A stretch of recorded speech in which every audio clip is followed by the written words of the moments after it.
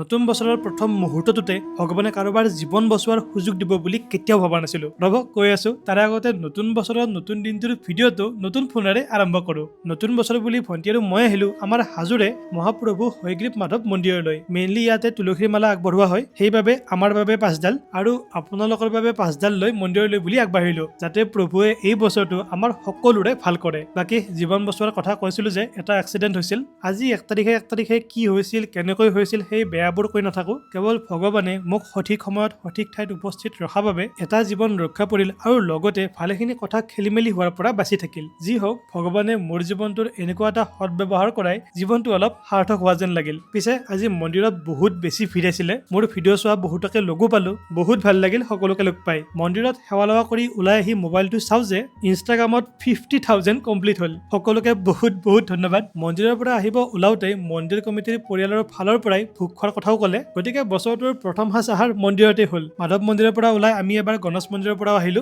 আমি এতিয়া ঘৰ যাওঁ। আমাৰ ফালৰ পৰা ভেৰি ভেৰি হেপী নিউ ইয়াৰ।